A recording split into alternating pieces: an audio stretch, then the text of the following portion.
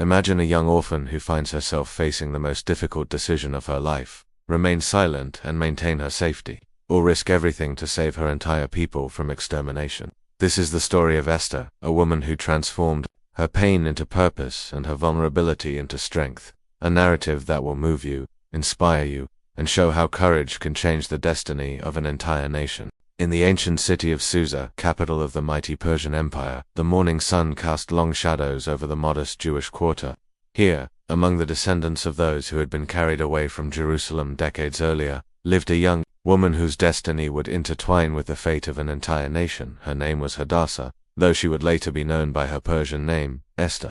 The weight of loss had marked her life from an early age. Death had stolen her parents when she was still a child, leaving her as vulnerable as a flower in the desert wind. But Providence had not abandoned her completely. Mordecai, her older cousin, had taken her in as his own daughter. He was a man of quiet dignity, a descendant of those who had been exiled with King Jeconiah of Judah. In his modest home near the King's Gate, he raised Esther with the love of a father and the wisdom of one who understood both sorrow and hope. The girl grew in beauty and grace, but more importantly, she developed a character of rare strength. Her eyes, deep as still waters, reflected an intelligence that caught the attention of all who met her.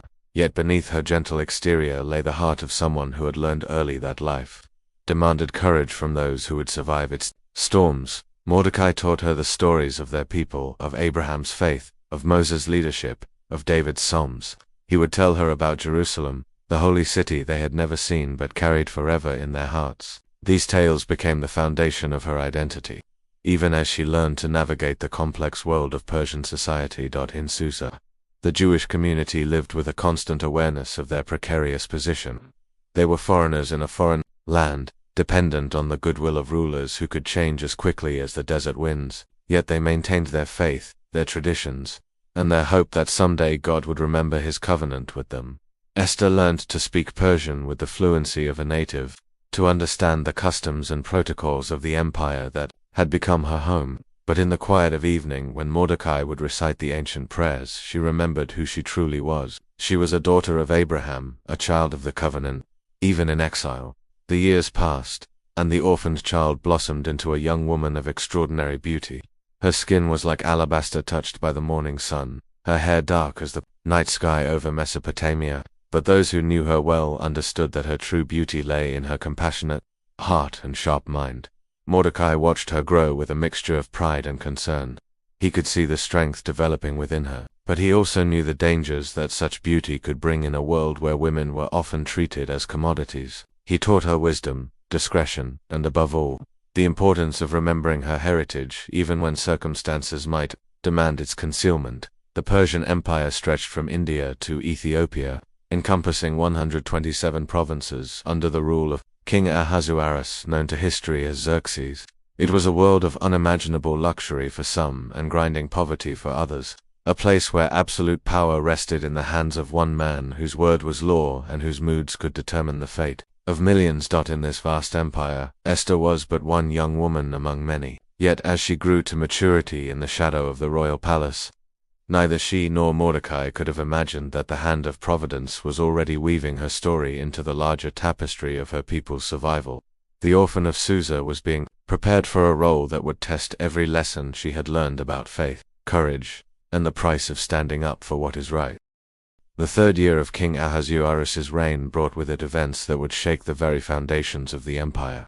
The king, flush with the wealth of his vast dominions, decided to display his magnificence to all his nobles and officials.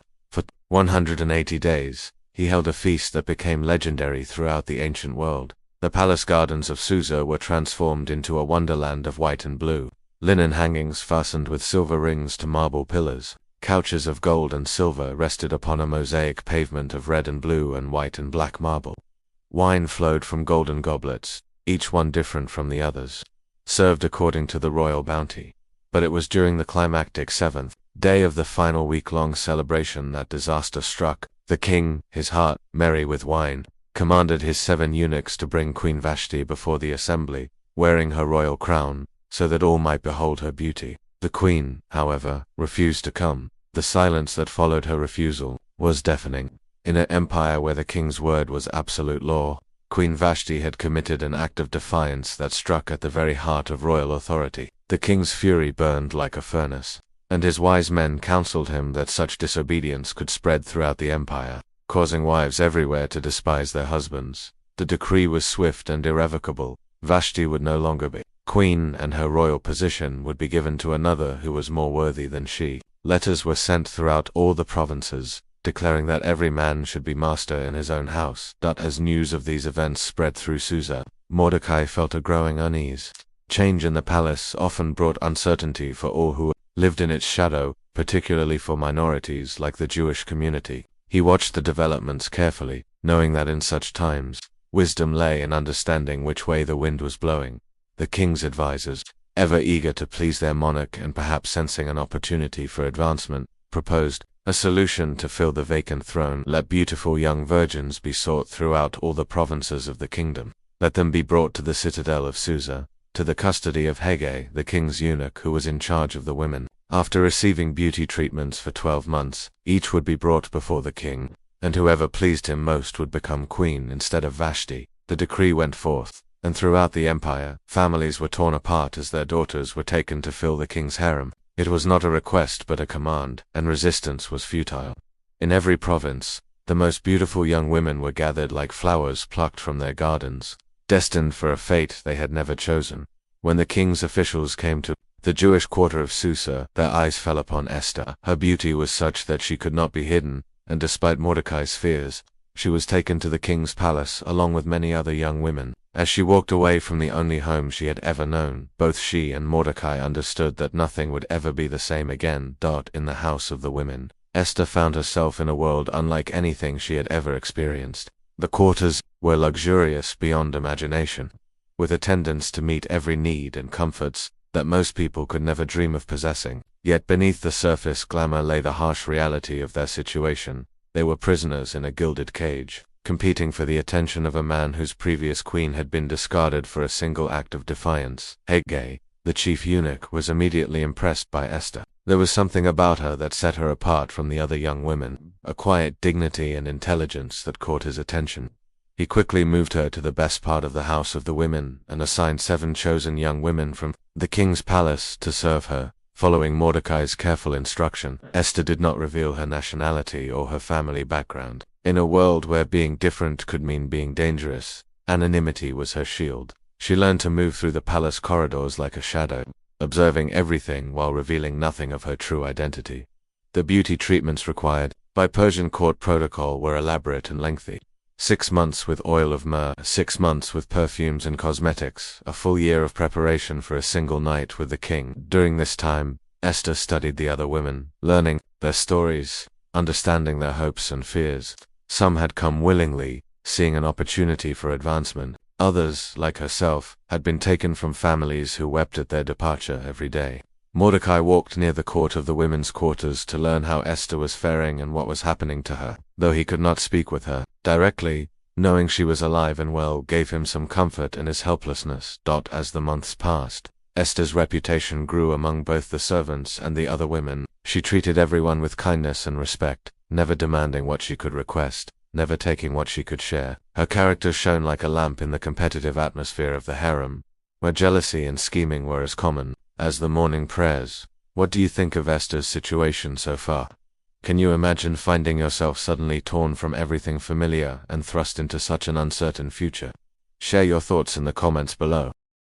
The palace of Susa was a world within a world, where whispered conversations in marble corridors could determine the fate of nations, and where a single glance from the king could elevate a person to unimaginable heights or cast them into the depths of despair. For Esther, now living under the name the Persians had given her, every day was a careful balance between survival and maintaining her true identity. 7 years had passed since King Ahasuerus had deposed Queen Vashti, and finally, in the 10th month of his 7th year, Esther's turn came to go before the king. Unlike the other women who had adorned themselves with jewelry and elaborate costumes, Esther requested nothing except what Haggai advised. Her natural beauty needed no enhancement, and her wisdom told her that simplicity might distinguish her where extravagance had failed others. When Esther was brought before King Ahasuerus in his royal palace, the effect was immediate and profound. The king was captivated by her grace, her intelligence, and a quality that seemed to set her apart from all the women he had seen before. She found favor and kindness in his sight more than all the other women, and he set the royal crown upon her head, making her queen instead of Vashti. The king held a great feast in Esther's honor, proclaiming a holiday throughout all his provinces and giving gifts with royal generosity. Yet, even in this moment of apparent triumph, Esther remained true to Mordecai's counsel, revealing nothing about her people or her heritage. She understood instinctively that in a court where today's favorite could become tomorrow's enemy, some secrets were more valuable than crowns. As queen, Esther moved through the palace with a careful grace that impressed both servants and nobles. She learned the complex protocols of Persian court life, the intricate dance of politics that surrounded the throne. She discovered which officials could be trusted, which ones were dangerous, and which ones were merely ambitious. Most importantly, she learned to read the moods and desires of the king, understanding that her very life depended on maintaining his favor. Mordecai, meanwhile, had secured a position sitting at the king's gate, where officials and petitioners gathered daily. From this vantage point, he could keep watch over the political currents of the empire while maintaining some connection, however distant, to Esther. His wisdom and integrity gradually earned him respect among the other gatekeepers, though few knew of his relationship to the new queen. It was from this position that Mordecai uncovered a plot that would test both his loyalty and his courage. Two of the king's eunuchs, Bigthan and Teresh, who guarded the threshold, became angry with King Ahasuerus and sought to assassinate him. Their whispered conversations were overheard by Mordecai, who understood enough of their language to grasp the deadly intent of their words. The dilemma was immediate and dangerous. How could a Jewish exile report such a plot without drawing unwanted attention to himself and potentially to Esther? Yet how could he remain silent when the king's life hung in the balance? Mordecai chose the path of honor, reporting the conspiracy to Queen Esther, who in turn informed the king in Mordecai's name. The investigation was swift and thorough. When the plot was verified, both conspirators were hanged on a tree, and the entire incident was recorded in the chronicles of the king. Yet, in the rush of court business, Mordecai's service was noted but not immediately rewarded, a seemingly minor oversight that would prove crucial in the events to come. For Esther, this incident served as a stark reminder of the precarious nature of life in the palace. She had navigated her first major test as queen successfully, but she understood that greater challenges lay ahead. The palace was a place where loyalty could shift like sand, where today's hero could become tomorrow's traitor, and where the wrong word at the wrong moment could prove fatal. As months turned to years, Esther established herself as a queen of unusual wisdom and compassion. She interceded carefully for those who needed help, always mindful not to overstep the boundaries of her influence. She learned to speak when words were needed and to remain silent when silence was wiser. Most importantly, she never forgot the lessons Mordecai had taught her about their people's faith and history. Even as she lived surrounded by the gods and customs of Persia, the royal chambers where Esther now resided were magnificent beyond description, with tapestries from across the empire and furnishings crafted by the finest artisans. Yet in the quiet moments before sleep, she would remember the modest home where Mordecai had raised her, the stories he had told her of Jerusalem, and the prayers he had taught her in the ancient language of their fathers. But peace in the palace of Susa was always temporary, and change was coming that would challenge everything Esther had learned about survival, loyalty, and the price of remaining silent in the face of evil. In the shadows of the court, a man of great ambition and terrible hatred was rising to power, and his plans would soon force the orphan who had become queen to make the most difficult choice of her life. The stage was being set for a confrontation that would determine not just Esther's fate, but the survival of her entire people. And in the complex world of Persian politics, where every move required careful calculation, Esther would discover that sometimes the greatest courage lies not in keeping secrets, but in revealing them at exactly the right moment. Thank you so much for staying with us through these first chapters. The most dramatic and inspiring part of Esther's story is still to come, and you won't want to miss what happens next. After these events, King Ahasuerus promoted Haman the Agagite, advancing him and setting his seat above all the other officials who were with him. The king commanded that all his servants who were at the king's gate should bow down and pay homage to Haman, for so the king had commanded concerning him. But Mordecai neither bowed down nor paid homage. This refusal was not born of mere stubbornness or disrespect, but from a conviction deeper than fear. Haman was an Agagite, a descendant of the ancient enemies of Israel, and for Mordecai to bow before him would be to betray everything his ancestors had died to preserve. Day after day, The other officials questioned Mordecai about his refusal, warning him of the consequences, but he remained steadfast in his decision. When Haman discovered that Mordecai would not bow down or pay homage to him, his rage burned like a consuming fire. But destroying Mordecai alone seemed insufficient punishment for such defiance. When he learned that Mordecai was a Jew, Haman's hatred expanded to encompass an entire people. He would not merely eliminate one man who dared to defy him, he would eradicate every Jewish person throughout the vast Persian Empire with the calculating mind of a master manipulator. Haman approached King Ahasuerus with a carefully crafted proposal. He spoke of a scattered people throughout the provinces whose laws were different from those of every other people who did not keep the king's laws, and for whom it was not fitting for the king to tolerate. His words were poisoned with half-truths and veiled threats, painting the Jewish population as a dangerous and disloyal element within the empire. The king, trusting his highest official and perhaps distracted by other matters of state, removed his signet ring from his hand and gave it to Haman. With those words, "The money is given to you, the people also, to do with them as it seems good to you." The fate of an entire nation was sealed with royal authority. Letters were sent by couriers to all the king's provinces with instructions to destroy, kill, and annihilate all Jews, young and old, women, and children, in one day, the 13th day of the 12th month, and to plunder their goods. The decree was issued in Susa, and while the king and Haman sat down to drink, the city of Susa was thrown into confusion. When Mordecai learned of the decree, his response was immediate and visceral. He tore his clothes, put on sackcloth and ashes, and went out into the midst of the city, crying out with a loud and bitter cry. Throughout every province where the king's command reached, there was great mourning among the Jews, with fasting, weeping, and lamenting, and many lay in sackcloth and ashes. In the palace, Esther's maids and eunuchs came and told her about Mordecai's behavior, and the queen was deeply distressed. She sent garments to clothe Mordecai, hoping to bring him some comfort, but he would not accept them. The gravity of his actions told her that something far more serious than personal grief was driving his public display of mourning. Through Hathach, one of the king's eunuchs whom she had appointed to attend her, Esther learned the full scope of the catastrophe. Mordecai told him everything that had happened, including the exact sum of money that Haman had promised to pay into the king's treasuries for the destruction of the Jews. He also gave him a copy of the written decree that had been issued in Susa, asking Hathach to show it to Esther and urge her to go before the king to make supplication and plead with him on behalf of her people.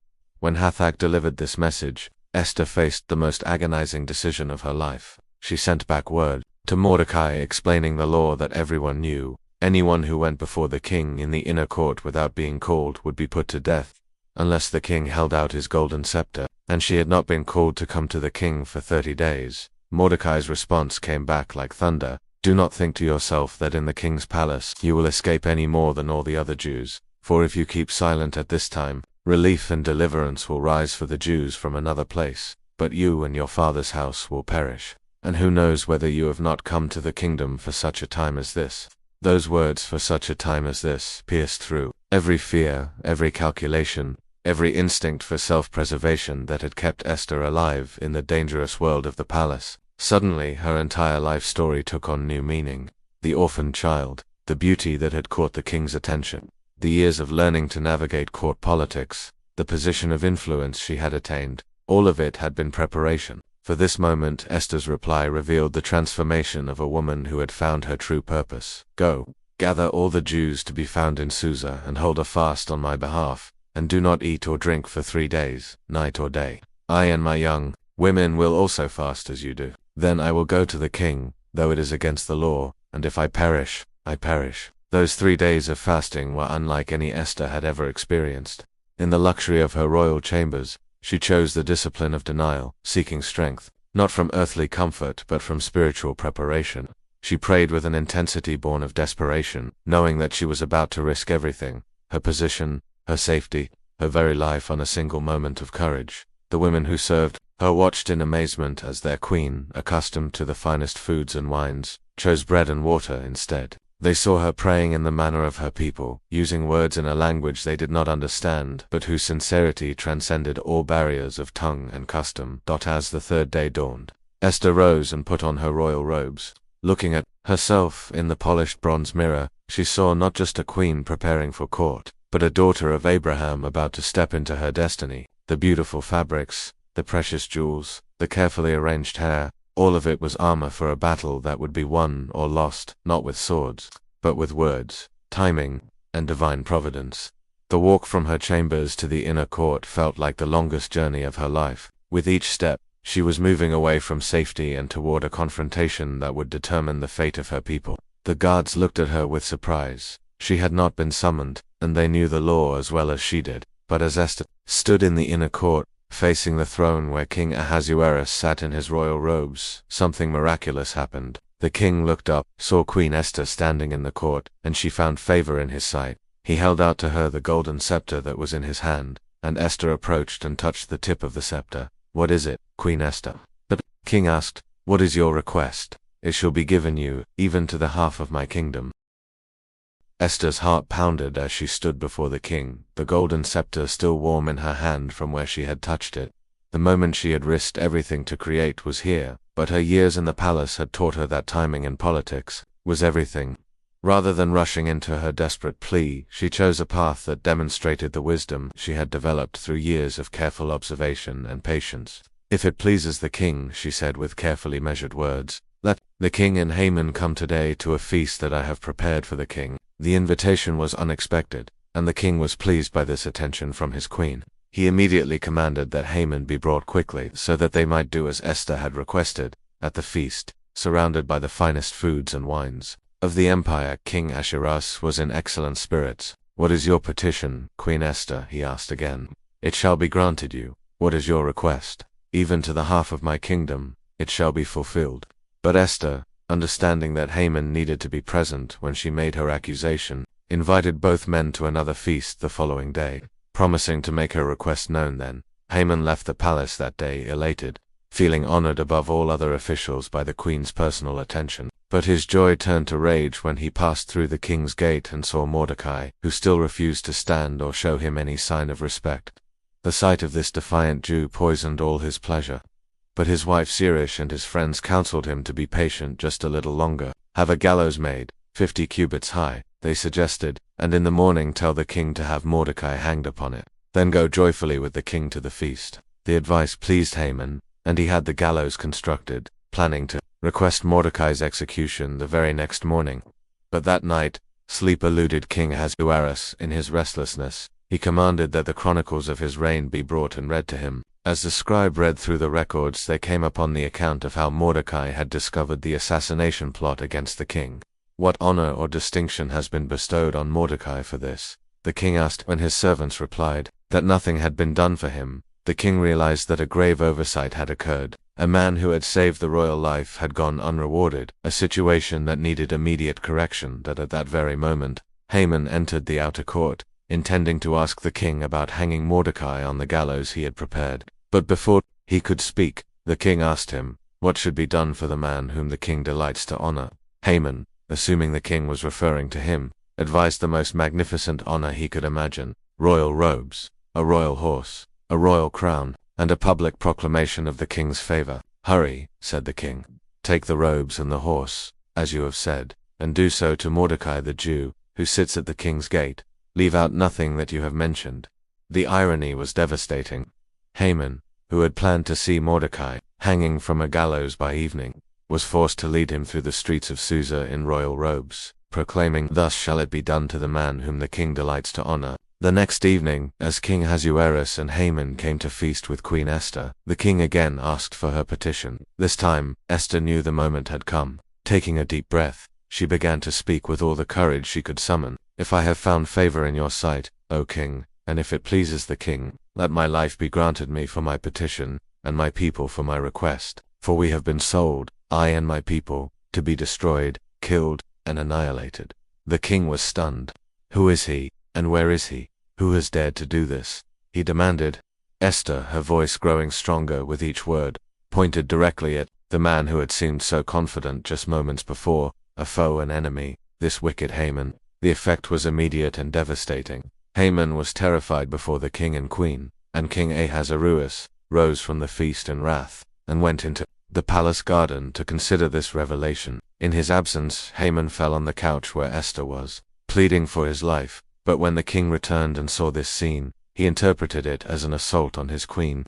Will he even assault the queen in my presence, in my own house? He cried. The servants immediately covered Haman's face, and Harbona, one of the eunuchs, mentioned the gallows that Haman had made for Mordecai, who had saved the king's life. Hang him on that, commanded the king.